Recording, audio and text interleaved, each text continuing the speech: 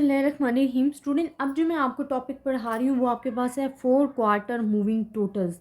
4 quarter moving totals जिसको हम कहते हैं मतलब 4 क्वार्टर मूविंग एवरेज सेंटर। अब देखिए इसमें मैं आपको पहले तो इसके नेम से आपको थोड़ा सा समझाऊंगी। देखिए पहले तो वर्ड है 4 क्वार्टर। क्वार्टर किसको बोलते हैं? क्वार्टर होता है मूविंग एवरेज मेथड। आप पढ़ चुके हो कि जिसमें आप 3 ईयर्स मूविंग एवरेज पढ़ा है, 5 ईयर मूविंग एवरेज पढ़ा है। जब हम 4 वैल्यूज़ का टोटल लेते हैं, टोटल करते हैं, that is 4 quarter moving average होता है। अब देखिए आपके पास मूविंग एवरेज, आपको पता है कि आपने 4 वैल्यूज़ को मूव करना है। फिर आपने क्या करना है, उन 4 वैल्यूज़ की एवरेज फाइंड करनी है, क्योंकि उन्होंने लिखा है 4 quarter moving average. It's mean आपने 4 वैल्यूज़ की एवरेज फाइंड करनी है and then divided by center. Center mean क्या होता है? जब आपका जो डेटा है वो 2 पार्ट्स में डिवाइड हो जाता है। जब आप उसे 2 पार्ट्स में डिवाइड करोगे, टोटल 2 वैल्यूज़ लेके उसका सेंटर फाइंड करोगे, that is called the 4 quarter moving centre. अब यही मेथड मैं आपको पहले डिस्क्राइब करती हूँ, पढ़ाती हूँ, फिर आप नाम के साथ कंपेयर करना कि ये कितना इजी हो रहा है आपके लिए, क्योंकि ये बहुत इंपॉर्टेंट है। एग्ज़ाम में अक्सर इसके क्वेश्चंस भी बहुत ज़्यादा आते हैं, तो स्टूडेंट आपने इसकी बहुत अच्छे तरीके से तैयारी करनी है।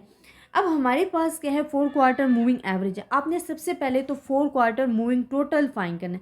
आप देखो आपके पास कितनी वैल्यूज़ हैं, 1 2 3 एंड 4। आपने इनके मिडल में जो है इसका टोटल लिखना है, मिडल में लिखना है।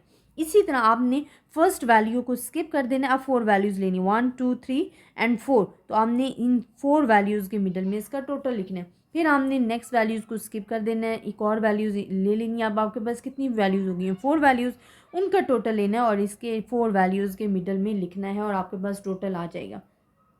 यही प्रोसेस आपने सोन तमाम वैल्यूज़ के लिए करना है। अब स्टूडेंट हमारे पास अगर हमने नेक्स्ट वैल्यूज़ इंक्लूड किया, हमारे पास टोटल ये आ गया, उससे नेक्स्ट वैल्यूज़ इंक्लूड किया, हमारे पास टोटल ये आ गया। ये तो हमारे पास 4 क्वार्टर टोटल मूविंग टोटल आ गया, मूविंग टोटल। अब हमने क्या करना है स्टूडेंट, अब हमने देखना है कि हमारे पास एवरेज 4 क्वार्टर मूविंग टोटल की एवरेज फाइंड करनी है। तो एवरेज फाइंड करनी है और हमारे पास सेंट्रल का वर्ड यूज़ हो रहा है। हम कहते हैं 4 quarter moving total central. Central middle value को कहते हैं। इट्स मीन अब हमने 2 वैल्यूज़ को, हमने 4 वैल्यूज़ का क्वार्टर का तो सॉल्व कर लिया। अब सेंट्रल की वजह से हम 2 वैल्यूज़ को सम करेंगे और उनका जो आंसर है, उनके जो टोटल सम है, वो उन मिडल वैल्यूज़ के दरमियान लिखेंगे। इसी तरह इन दोनों वैल्यूज़ का सम करेंगे, इसको यहाँ पे लिखेंगे। इन दोनों वैल्यूज़ का सम करेंगे, इसको हम यहाँ पे लिखेंगे। इन दोनों वैल्यूज़ का सम करेंगे तो इसको इधर लिखेंगे। ये आपके पास इन सेंट्रल वैल्यूज़ का जो सम है वो आपके पास आ जाता है। अब स्टूडेंट आपने इसको डिवाइड करना है, 621 को आपने डिवाइड करना है 8 पे। अब 8 पे क्यों डिवाइड करना है? आप देखो कि हमारे पास क्या था कि 4 क्वार्टर मूविंग टोटल था, मतलब यहाँ भी 4 क्वार्टर यूज़ हो रहा था एंड 4 क्वार्टर मूविंग सेंट्रल भी था, ठीक है। सेंट्रल 2 होता है, 4 2 मल्टीप्लाई बाई 8 होता है, या 4 एंड 4 को आप प्लस करोगे वो भी 8 होता है। तो यहाँ आपने डिवाइड करना है विद द नंबर ऑफ 8 के साथ। 8 के साथ जब आप डिवाइड करोगे तो आपके पास जो आंसर है 76.375 वो आपके पास आ जाएगा। और इसी तरह आपने तमाम वैल्यूज़ को 8 के साथ डिवाइड करना है। 8 के साथ मैं आपको अगेन बता रही हूँ कि आपके पास है 4 quarter moving total average, central average.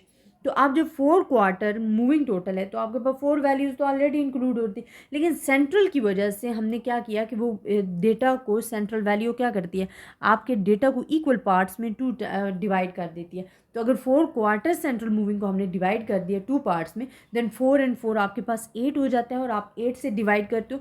हमने तमाम वैल्यूज़ को 8 से डिवाइड करना है और आपके पास 4 quarter moving average central total जो है वो आपको गिवन हो जाएगा और इस तरह आप क्वेश्चन सॉल्व कर सकते हो। आई होप स्टूडेंट आपको इस क्वेश्चन की समझ आई होगी। मोस्ट इंपॉर्टेंट क्वेश्चन है, आपने इस पर फोकस करना है। अगर फिर भी आपको किसी किस्म की प्रॉब्लम है तो आप मुझसे डिस्कस कर सकते हो। अपनी दुआओं में याद रखिएगा। अल्लाह हाफिज़।